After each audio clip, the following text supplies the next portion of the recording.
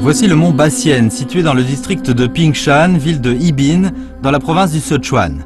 Une statue de Bouddha se dresse en haut de cette montagne. Ce Bouddha a été classé par l'encyclopédie généraliste de la Chine dans la liste des 10 statues de Bouddha les plus merveilleuses du monde. Mais quand cette statue si digne a-t-elle été bâtie dans cette montagne? Qui en est le constructeur? On ne peut pas trouver aucune réponse à cette question dans des documents historiques locaux. Et les habitants au pied de la montagne, les habitants de la commune de Longhua, ne connaissent guère l'origine de ce chef-d'œuvre.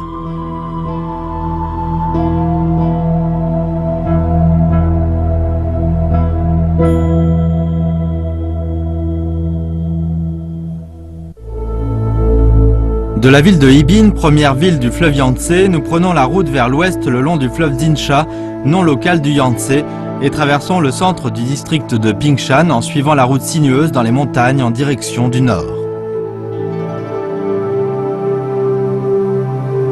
Construite sous les Song, Longhua possède déjà une longue histoire de 1400 ans.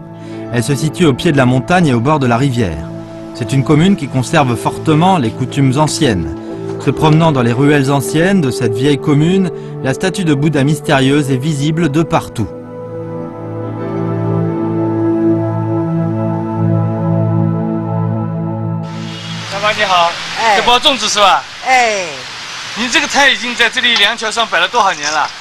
多年了。哦，有30多年了。哎，上面有个大佛，您知道吗？哎，知道。那是一个什么佛，你知道吗？以前喊的大佛，现在小到没搞起了啥子名字了，我搞不清楚。这个大佛什么时候建的，你知道吗？我不晓得。不晓得。是什么大佛，你知道吗？所有大佛我都不清楚。您在龙华住了大概有多久了？7代人了。上面那个大佛上去过吗？上去过噻，肯定上去过噻。那你知道那个大佛什么时候建的？你知道吗？这个不知道。这个佛是什么佛？你清楚吗？不知道，不知道。Presque aucun des habitants de Longhua au pied de la grande statue ne connaît son origine. Ils ne savent même pas son nom. Il s'appelle Chen Changchun et il travaille au centre culturel de Longhua. Chen a recueilli de nombreux documents historiques quand il compilait les annales de la commune de Longhua. Malgré une collection abondante, il n'a pas non plus trouvé d'informations concernant le grand Bouddha.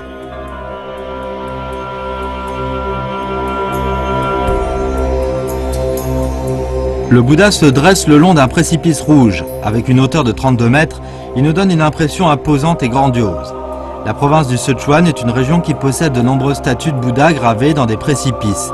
Alors, quel est son secret ?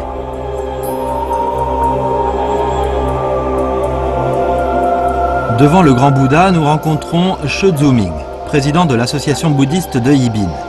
Il nous a donné son explication basée sur le modèle de la statue.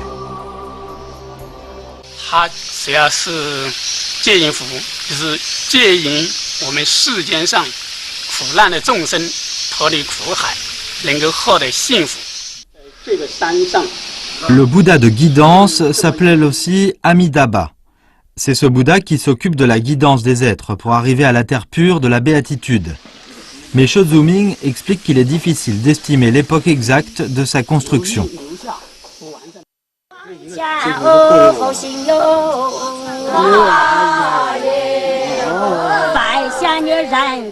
Dans cette commune, on conserve jusqu'à aujourd'hui une tradition folklorique particulière appelée Cao Ciao.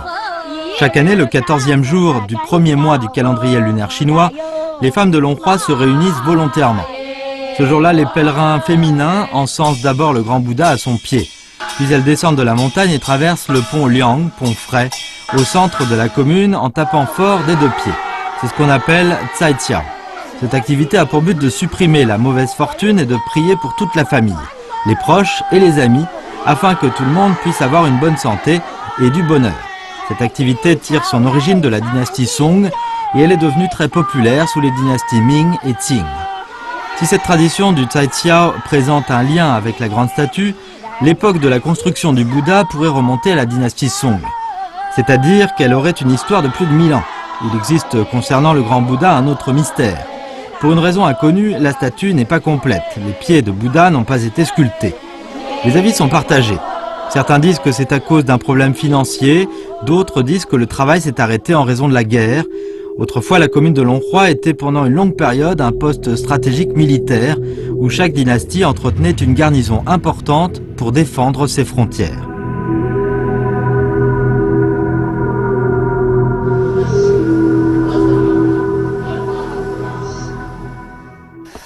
都困府在清朝的时候，它属于正四品武官级别。这么重要的军事机构放置在这么偏僻的龙华，证明龙华当时在历史上的重要位置。这块玉米地就是当年都困府的遗址所在地，在上世纪70年代左右，我们还能看见它的一些断垣残碑。 Près du monument, on trouve une stèle qui sert aujourd'hui de planche à laver.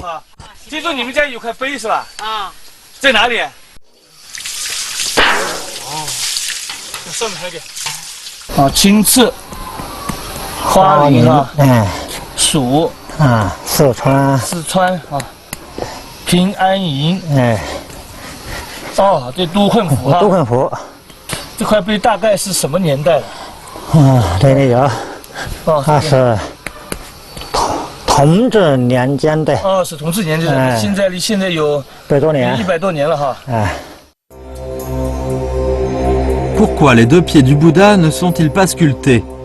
Une explication qui se répand partout à Longhua est que si le grand Bouddha avait eu deux pieds, il aurait descendu la montagne pour les laver. Chaque année à la saison des pluies, une crue surgit le long de la rivière Long qui traverse la commune.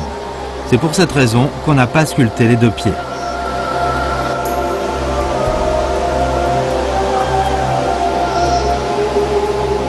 Dans le passé, Longhua était une commune souvent inondée.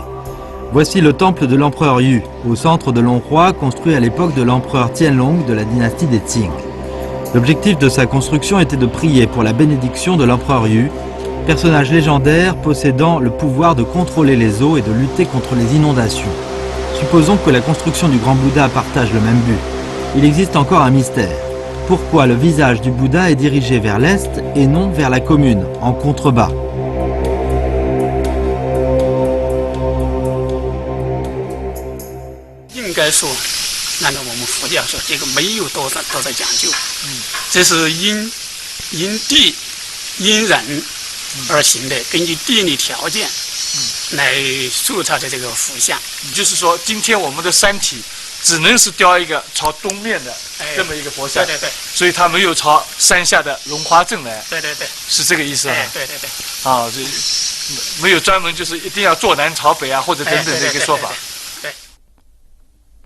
Le taoïste Zhang Zongyi, qui habite dans la grotte d'Anxia, a proposé une hypothèse audacieuse. La montagne de sa grotte se situe en face de la statue du Bouddha. Il estime que le plan original du constructeur était tout autre. 看那边上面很多孔，对不对？有很多孔，那个孔它主要是探测那个石头的硬度。后来他一定是发现那个石头不好，因为那个裂缝很多，所以说他才把大斧转移在这边。你的意思就是说，先在这边打算雕，然后这里雕不成了，看看野底不行了，然后才对。那为什么我们不可以想，先把这个大佛雕好了，这里想再雕一个大佛呢？为什么你判断它？ 这个应该在之前呢，在这个龙华镇来说，在四面都能够看到这个山头，所以说如果在这个地方，如果石头这个硬度够，或者是没有那么多裂缝，一定是在这里雕。如果在这里雕上的话，在龙华镇所有随便哪个地方都能够观看这个大佛。所以说在这边有很多地方就观看不了。 C'est vrai, si la statue avait été gravée sur le rocher au-dessus de la grotte de Danxia, tout le monde aurait pu l'admirer des ruelles de Longhua. Au contraire, aujourd'hui, c'est la silhouette qui s'expose aux habitants de la commune. Non seulement les habitants, mais aussi le moine taoïste sont obsédés par le mystère du Bouddha du mont Bassienne.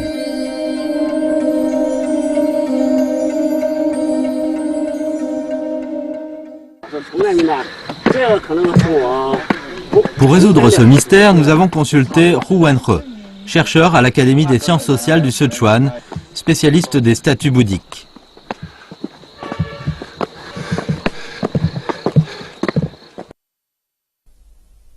Après une enquête sur place, Hu Wenhe a trouvé une conclusion inattendue pour tout le monde. Il a jugé que la statue de Bouddha était achevée.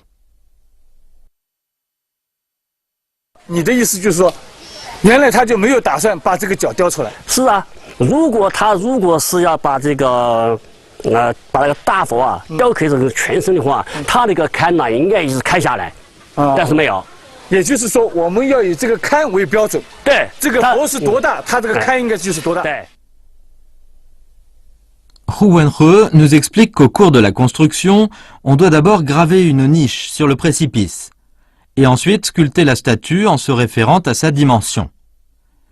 Hu nous a montré une photo de la statue de Bouddha située dans la commune de Gaodzia, Zhensho, dans le Sichuan. Sur la photo, le grand Bouddha n'a que sa tête. Mais selon lui, c'est une statue achevée en raison de sa niche qui est complète. 但是我们现在看到，它这个下面好像也预留了这么个10来米的这个岩石，那它为什么会留这么大的一个空间呢？这个大佛雕刻完了以后，准备呢，一个是给它装金，一个呢是给它装彩。那么至于为什么它没装金没装彩，那么这个留在这上面的这洞，那么就给我们留下了一个谜。 Est-ce qu'il est possible que le précipice au-dessus de la grotte d'Anxia puisse avoir été le site sélectionné? 这个地方呢，就是说，如果要造大佛的话，它应该就是说有这个开龛的痕迹，就是没有佛龛的这个痕迹，没有佛龛的痕迹。要我们现在来判断这个地方原来是准备造大佛，根据不足。Tout près de la statue, il y a une autre grotte taoïste, la grotte de l'empereur de Jade. À son entrée, un couplet mystérieux la flanque bilatéralement. Dans ce couplet, il existe 4 caractères chinois que personne ne connaît. Un caractère composé de 2 soleils, un de 4 soleils, un de 3 lunes et un de 4 lunes. Certains croient que le mystère du grand Bouddha se dissimule dans ce couplet.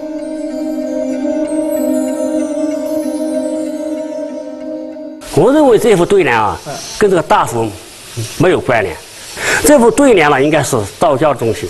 它这几个字，您觉得有什么它的含义吗？2个日和4个日这2个字，好像我们平时几乎就没见过这2个字哈，也不知道怎么。这个道教呢，它就是这个是非常会造字的，它造了很多玄妙的字。这个字呢，也就是道教造出来的。至于它造成什么意思？ 我们不用其他的，就是钻这个牛角尖。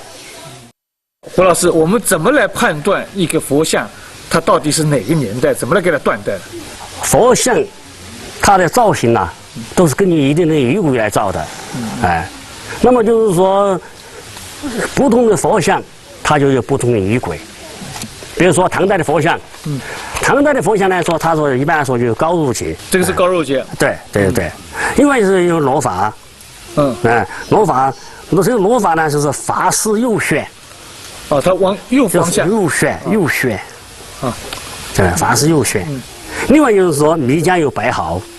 这白毫。就智慧的象征。智慧的象征。另外呢，这个眉毛啊，呈这个倒拔字形。拔字形。这鼻梁呢比较直挺。鼻翼比较狭小。嘴唇。 这个鼻翼的宽度差不多，这个唇的宽度和鼻翼的宽度差不多。那么相对比较小，就比较小。你看这个就是差不多，就是差不多。另外就是下颏，就是芒格型。芒格型。另外呢，仅有3道象限，也就是它的脖子。那就是，你看这个白羊山大佛，它就没有脖子，就没有脖子，脑袋是直接扣在这的肩上的，对吧？而所以呢。 像个水滴，像水滴一样的，像个水滴。水滴下来不是很，这个形状是非常优美的嘛。把仪轨搞清楚。Sous les Song, il y avait une marque distinctive sur les vêtements des statues. 它左肩上有一个遮拉环搭下来，把它的这个袈裟的右下距勾住。这个现在的袈裟上好像都有，都有。这个是圆环叫遮拉环，还有一种就是打勾，也是它的目的，也就是在呢把这个袈裟这个拉上去。另外就是呢内衣结带。 Le grand Bouddha du mont Bassienne, en revanche, porte cette ceinture. Sur son vêtement, il n'existe ni de cercle Jona ni de fermoir. on ne peut pas non plus trouver de chignon haut, de lobe de l'oreille en forme de goutte d'eau, ou encore les 3 cercles sur le cou, qui sont les marques typiques d'une statue de la dynastie Tang.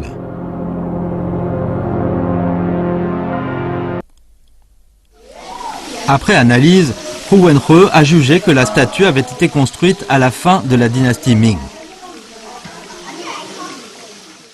那么，就这个大佛，我发现一个细节，它左右手上面都戴着2个手镯，这2个。按照佛教的仪轨哈，这个大佛是佛像是不戴手镯的，只有菩萨来戴手镯，因为观音菩萨流行嘛，他大概是想作为他的一种想法，把这个观音菩萨的手镯啊移到了大佛的手腕上，这倒是他的一个创造。 Pourquoi la construction du grand Bouddha du mont Bassienne n'a pas suivi les règles?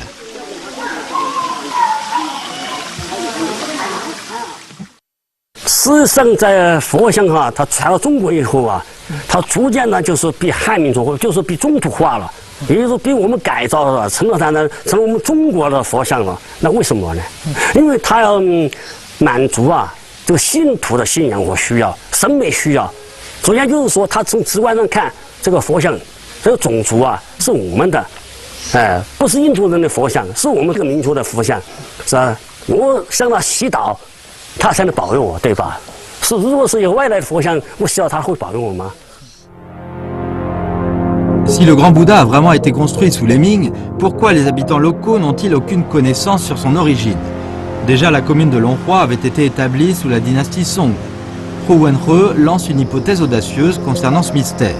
Les ancêtres des habitants d'aujourd'hui ont immigré après la dynastie Ming.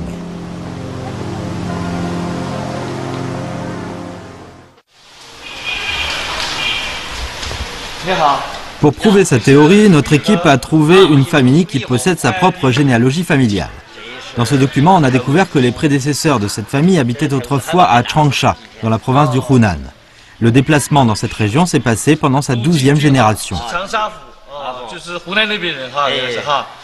那么陈节之子世奎世选于乾隆11年丙寅岁冬哈冬天自楚就是当然我们的湖南那边哈迁蜀迁到四川来了哈迁到四川来，继承3700余里，这个路程了哈继及四川省永宁道徐州府。 徐州府是现在的利宾。徐州府就是现在的利宾。现在的利宾。这个就是你们这个陈家的家谱。 Chen Changchun nous explique que dans sa famille, il existe aussi une généalogie depuis des générations. Dans les fragments conservés, il est indiqué que les prédécesseurs de la famille Chen habitaient autrefois dans le district de Chanbu. 在康熙中年奉旨，就是奉皇帝的命令，田川。 来到四川，入宿，宿就是现在的四川。荣城就是现在的宜宾，在康熙年间，宜宾叫荣城。Nous interviewons au hasard quelques habitants. 你们好，你好，你好，就这么个意思。你们老家是哪里的一些祖籍地？湖南的。湖南的是吧？大概什么时候过来呢？ 大概我们得有10多代人了嘛。您呢？你祖籍在哪个地方？湖南，也是湖南。 En plus de la province du Hunan, à Longhua, il y a d'autres immigrants, venus du Hubei, du Guangdong, du Guangxi, du Jiangxi et du Fujian. 龙华的朱家也是从湖南来的，刘家是从江西来的，马家是从广东来的。 Forcés d'immigrer au Sichuan, ils sont donc venus contraints. Jusqu'à aujourd'hui, les habitants locaux ont encore une marque claire de garrottage sur leurs bras.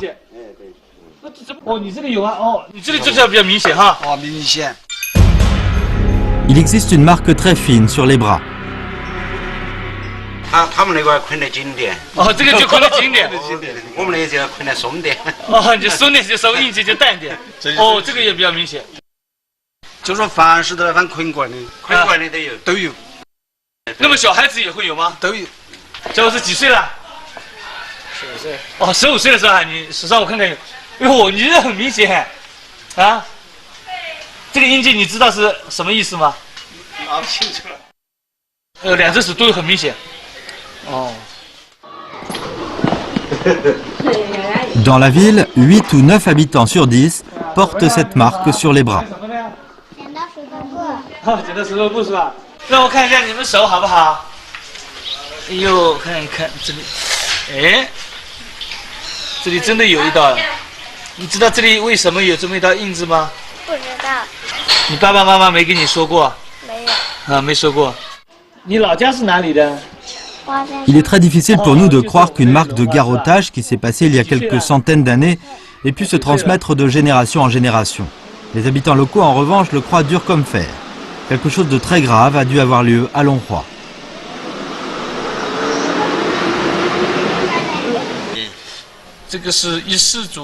Selon les habitants locaux et les arbres généalogiques familiaux, la période où ont immigré les premiers habitants se concentre de l'époque de l'empereur Kangxi jusqu'à celle de Qianlong. Dans ce cas, qu'est-ce qui a bien pu se passer à la fin de la dynastie Ming? 崇祯6年，就是1633年，张献忠部向平山，知县陈策死难。根据这个，我们就推断，当时龙华、平山经过黎兵哈，他都在明代的张献忠教四川的时候实施就空。 Il est rapporté dans beaucoup de documents historiques que, en raison de la guerre partout et du grand massacre de Jiangxianzhong dans la province du Sichuan, cette région a connu une forte diminution de sa population à la fin de la dynastie Ming et au début des Qing. La population, qui était de plus de 3 millions à la fin des Ming, est tombée jusqu'à un chiffre de 80 000. Selon Chen, c'est bien à cette époque que Longhua a subi cette catastrophe. Pour les immigrants installés au début de la dynastie Qing, il est normal qu'ils ne connaissaient pas l'origine du grand Bouddha, qui a été construite à la fin de la dynastie Ming.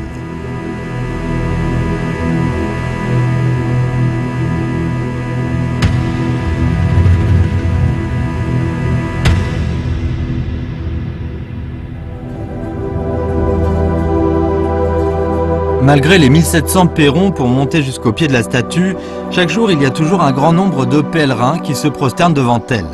En saisissant cette histoire triste de la commune de Longhua, on peut bien comprendre pourquoi les anciens habitants de Longhua ont décidé de construire un Bouddha de guidance.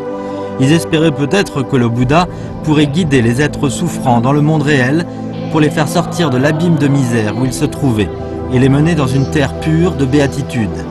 Les habitants de Longhua confient au grand Bouddha leur espoir d'une vie meilleure.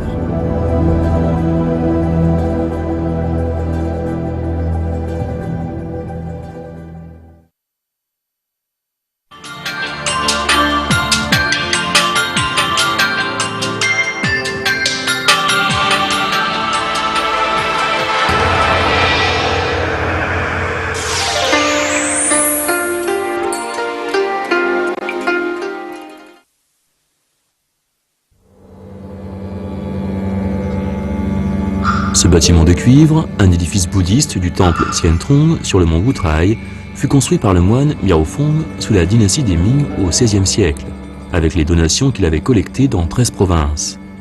À l'époque, il avait fait construire 3 copies. 2 avaient été déposées respectivement au mont Hemei et à Nanting. Mais suite aux intempéries, aux détériorations d'origine humaine, elles n'y sont plus. Seule la copie du mont Wutrai a survécu. Les 5 pagodes en cuivre représentent les 5 sommets du mont Wutrai.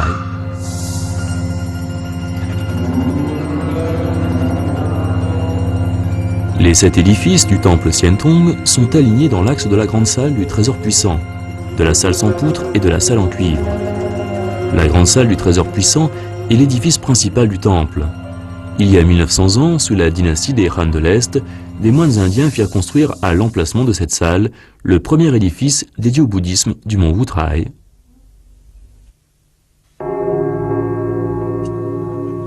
Introduit en Chine en l'an 67, le bouddhisme indien est parvenu au mont Wutrai l'année suivante. Comme le relief ici ressemble beaucoup à celui de Rajgir en Inde, au lieu du bouddhisme, des moines indiens décidèrent donc de construire un temple ici. L'empereur Ming des Han de l'Est baptisa le temple Ta Fu Ling Jiu. C'est la raison pour laquelle on l'appelle aussi le temple ancestral du mont Wutrai. Il fut restauré au fil des siècles. La grande salle du trésor puissant, dans son état actuel, fut reconstruite en l'an 1899. C'est la plus grande du genre sur le mont Wutrai, où figurent les effigies de Sakyamuni, du Bouddha Baisaja Guru Vaidurya Pradaharaja et du Bouddha Amita. Pendant 500 ans, de la dynastie des Han de l'Est à celle des Trang, le bouddhisme indien s'est intégré à la société chinoise. Les documents historiques portent cette mention. Des temples sont construits en grand nombre sur le mont Wutrai. Cependant, pendant cette période, le bouddhisme disparut, suite aux troubles dus à la guerre en Inde. Durant les dynasties des Sui et des Trang, le mont Wutrai devint un lieu d'étude pour les bouddhistes de toutes sectes à l'époque, qui réunissaient des moines venant de l'Inde, du Népal et du Sri Lanka.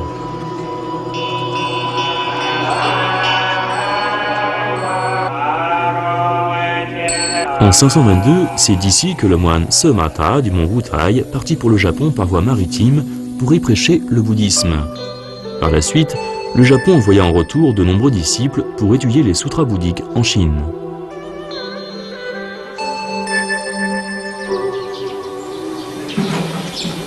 La salle sans poutre est un autre édifice du temple Xiantong. Elle fut reconstruite sous la dynastie des Ming. Elle est faite exclusivement de briques, en contraste avec le reste des édifices du complexe faits en bois, dans le style architectural traditionnel. Sous les dynasties des Song et des Yuan, le bouddhisme tibétain a commencé à faire son apparition sur le mont Wutrai. Des moines de différentes sectes et de différentes régions se réunissaient ici, avec des cultures de tous horizons. La forme architecturale de la salle sans poutre a sans doute été influencée par une culture étrangère. Mais la structure, proprement dite, fait penser à une voûte traditionnelle chinoise. L'ensemble est donc un mariage entre la culture locale et les cultures étrangères.